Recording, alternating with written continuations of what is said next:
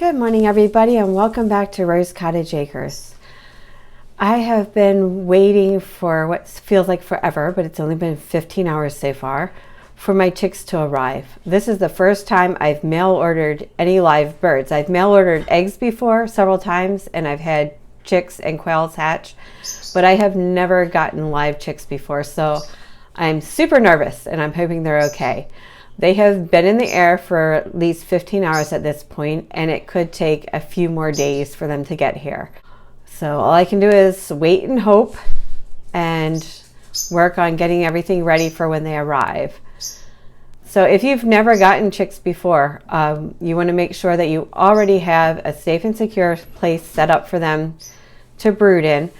That means it needs to be warm and it needs to be protected from any predators. You need to have a baby safe feeder and waterer, and you need to have chick feed. Now there are two kinds of chick feed you can get.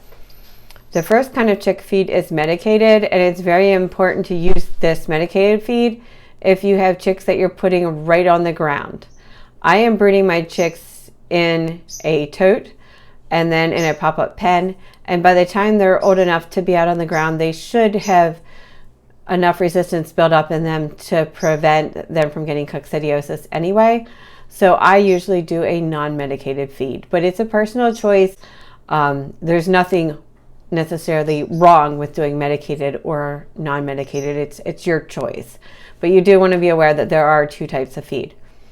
You also need to be aware that you can get organic or non-organic feed. Again, that's your personal choice. Before I used to worry about things being organic, I used to use the non-organic chick feed and I never had a problem with my chicks.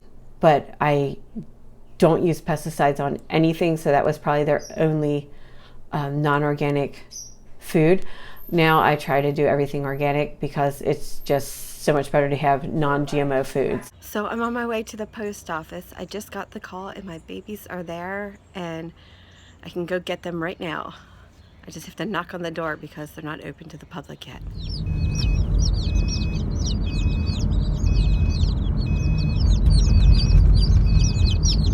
Okay, so as you can hear, some of them are definitely alive at least. I can't wait to get them home and open the box. It's just a few minutes, so I thought I'd wait till I get home to open it.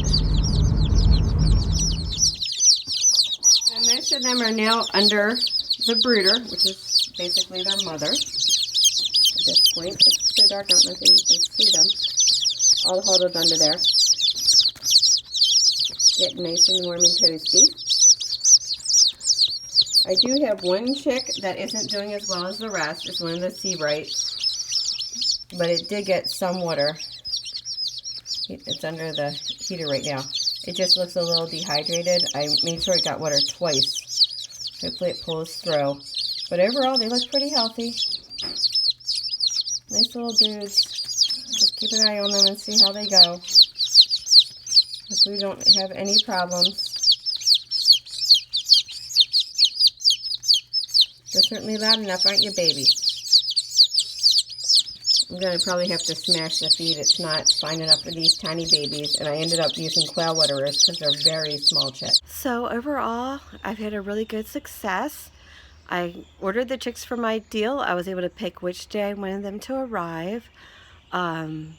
They came through in really good condition. I've only got the one chick that's slightly iffy, and it is a Sebright. If you're at all familiar with that variety, you know they're very fragile when they're chicks, and it's to be expected.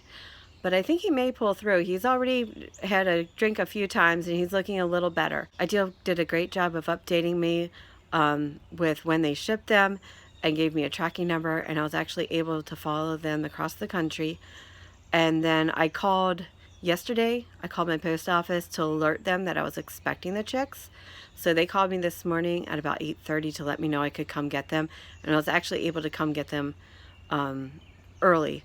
They said just knock on the door, but by the time I got down there it was 9 o'clock, and I was able to just go in the front door and get them, and everything went very smoothly. If you've been hesitant about getting chicks in the mail, as I know I was, it actually went really well, and I'm very pleased. So now I found something to keep myself occupied the next few weeks. I hope you can find something to keep yourself occupied as well.